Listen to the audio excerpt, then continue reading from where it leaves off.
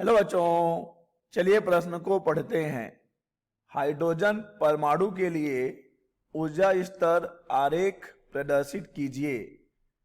इसके स्पेक्ट्रम में लाइमन, बामर तथा पाश्चन श्रेणियों की उत्पत्ति की व्याख्या कीजिए। इनमें से कौन सी श्रेणी स्पेक्ट्रम के दृश्य भाग में मिलती है? चलिए सबसे पहले हम लिख लेंगे मूल अवधारणा। मूल अवधारणा जिस पर कि यह प्रश्न आधारित है।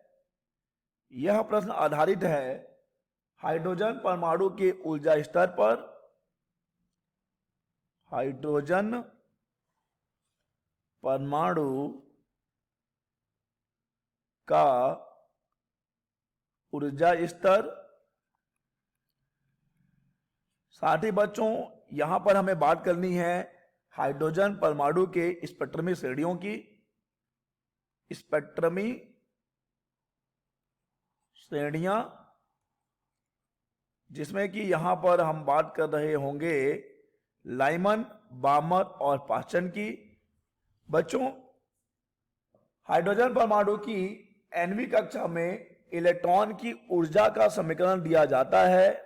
En बराबर -13.6 बटे n का वर्ग इलेक्ट्रॉन वोल्ट, जहां पर n का मान हो सकता है 1, 2, 3 और ऐसे ही हम आगे जा सकते हैं। यहां पर n बच्चों होता है मुख्य क्वांटम संख्या। चलिए यहां पर हम n के मान रखकर विभिन्न विभिन्न ऊर्जा स्तर प्राप्त कर लेंगे। बच्चों अगर हम यहां पर इस सूत्र में En बराबर -13.6 बटे n का वर्ग रखते, इस सूत्र में हम n का मान रखेंगे तो n बराबर 1 के लिए हमें मिल जाएगी हाइड्रोजन परमाणु की पहली ऊर्जा स्तर, जो कि आती है -13.6 इलेक्ट्रॉन वोल्ट। n बराबर 2 रखने पर हमें E2 का मान मिल जाएगा। बच्चों E2 बराबर मिल जाएगा -3.4 इलेक्ट्रॉन वोल्ट, -3.4 इलेक्ट्रॉन वोल्ट। और बच्चों n बराबर 3 रखने पर हमें मिल जाएगी तीसरी ऊर्जा स्तर, जो कि आएगा -1.51 इलेक्ट्रॉन वोल्ट। n बराबर 4 रखने पर हमें मिल जाएगी E4 बराबर -0.85 इलेक्ट्रॉन वोल्ट। और वैसे ही बच्चों जब हम यहाँ पर n बराबर 4 रखेंगे, 5 रखेंगे, 4 तो हम रख चुके हैं, जब हम यहाँ पर n बराबर 5 रखेंगे तो हमें मिल जाएगी E5 -0.54 इलेक्ट्रॉन वोल्ट। ऐसे ही बच्चों हम आगे बढ़ सकते हैं और हम पहुंच सकते हैं कहां तक? अनंत तक। तो जब हम यहाँ पर n बराबर अनंत रखेंगे तो हमें E अनंत मिलेगा 0। चलिए इसे ऊर्जा स्तर में दिखा देते हैं। यह है बच्चों हाइड्रोजन परमाणु के लिए ऊर्जा स्तर। N1 के लिए -13.6 इलेक्ट्रॉन वोल्ट, N2 के लिए -3.4 इलेक्ट्रॉन वोल्ट, N3 के लिए -1.51 इलेक्ट्रॉन वोल्ट। ऐसे ही बच्चों करके हमने हाइड्रोजन परमाणु के विभिन्न ऊर्जा स्तरों का आरेख बना लिया है। अब चलिए हम चलते हैं इस प्रश्न के अगले भाग पर, जहां पर हमें बात करनी है लाइमन, बामर और पाश्चन श्रेणी की। सबसे पहले बच्चों हम बात करेंगे लाइमन श्रेणी की। लाइमन श्रेणी, लाइमन श्रेणी बच्चों लाइमन श्रेणी की उत्पत्ति कब होगी? जब इलेक्ट्रॉन उच्च ऊर्जा स्तर से पहले ऊर्जा स्तर में कूदते हैं। देखिए बच्चों जब इलेक्ट्रॉन उच्च ऊर्जा स्तर से, मान लीजिए E2 से E1 पर आते हैं, निम्न ऊर्जा स्तर पर, मान लेते हैं E2 के लिए ऊर्जा स्तर के लिए यहां पर N2 और ये N1, तो यहां पर जो तरंग दैर्घ्य होता है, यहां पर जो विकिरण उत्सर्जित होगा उसका तरंग दैर्घ्य का सूत्र क्या होता है बच्चों? ये होता है 1/λ बराबर R 1/N1 का वर्ग माइनस 1/N2 का वर्ग, 1/N1 का वर्ग माइनस 1/N2 का वर्ग। बच्चों यहां पर N1 क्या है? N1 उस ऊर्जा स्तर को दिखा रहा है जिस पर इलेक्ट्रॉन कूदकर आया है, और N2 उस ऊर्जा स्तर को दिखा रहा है जहां से वह कूदकर आया है।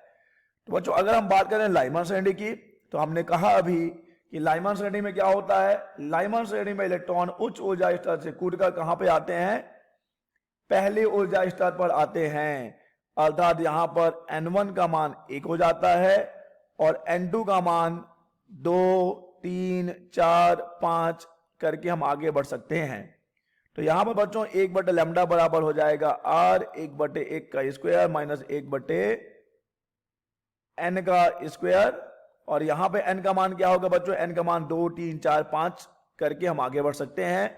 तो लाइमन श्रेणी की उत्पत्ति कब होगी बच्चों, लाइमन श्रेणी की उत्पत्ति होती है जब इलेक्ट्रॉन उच्च ऊर्जा स्तर से कहां कूदेंगे, पहले ऊर्जा स्तर पर कूदेंगे बच्चों। तो ये हमने लाइमन श्रेणी बना ली है, दूसरे से पहले पर या फिर तीसरे से पहले पर, चौथे से पहले पर। जब भी इलेक्ट्रॉन पहले ऊर्जा स्तर पर आएंगे बच्चों, जो कि निम्नतम अवस्था है, तो यहां पर लाइमन श्रेणी बनेगी।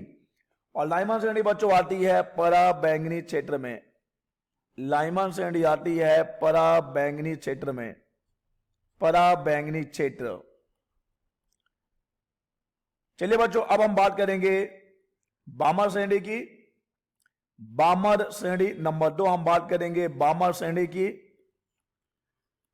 बामर श्रेणी की रेखाओं के लिए तरंग दैर्घ्य का सूत्र होता है बच्चों 1/λ बराबर R 1/2 का वर्ग माइनस 1/n का वर्ग। और यहां पर n का मान है बच्चों 3, 4, 5, 6 ऐसा ही करके हम आगे बढ़ सकते हैं। तो यहां पर देखिए बच्चों बामर श्रेणी की उत्पत्ति कब होगी, जब इलेक्ट्रॉन उच्च ऊर्जा स्तर से दूसरे ऊर्जा स्तर पर कूदते हैं।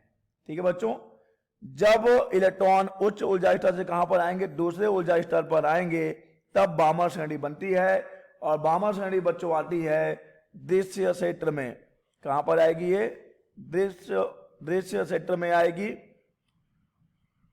और प्रश्न में बच्चों हमसे पूछा भी गया था कि कौन सी श्रेणी स्पेक्ट्रम के दृश्य भाग में आएगी, तो हमें उसका उत्तर मिल गया है, बामर श्रेणी आती है दृश्य भाग में। याद रखिएगा, बामर श्रेणी आती है दृश्य भाग में। चलिए अब हम बात कर लेते हैं अपने आखिरी श्रेणी, जो कि है पाश्चन श्रेणी की। पाश्चन श्रेणी, पाश्चन श्रेणी की रेखाओं के लिए तरंग दैर्घ्य का सूत्र होता है 1/λ बराबर R 1/3 का वर्ग माइनस 1/n का वर्ग। और यहां पर n का मान हो सकता है 4, 5, 6, 7 ऐसे ही करके हम आगे बढ़ सकते हैं। अतः बच्चों पाश्चन श्रेणी कब बनेगी, जब इलेक्ट्रॉन उच्च ऊर्जा स्तर से कहां पर आएंगे, जब इलेक्ट्रॉन उच्च ऊर्जा स्तर से आएंगे तीसरे ऊर्जा स्तर पर। जब इलेक्ट्रॉन उच्च ऊर्जा स्तर से तीसरे ऊर्जा स्तर पर कूदते हैं, तब जो रेखाएं आती हैं वह पाश्चन श्रेणी में आती हैं बच्चों, पाश्चन श्रेणी में आती हैं। और पाश्चन श्रेणी बच्चों किस क्षेत्र में आता है, पाश्चन श्रेणी आता है अवरक्त क्षेत्र में, अवरक्त क्षेत्र में आएगा बच्चों। ठीक है, तो यहां पर हमने लाइमन, बामर और पाश्चन श्रेणियों की उत्पत्ति की व्याख्या कर दी है। और हमने यह बता दिया है कि कौन सी श्रेणी दृश्य भाग में आएगी, कौन सी श्रेणी दृश्य भाग में आएगी बच्चों, बामर श्रेणी आती है दृश्य भाग में। आशा करते हैं बच्चों आपको यह प्रश्न समझ आया होगा। धन्यवाद।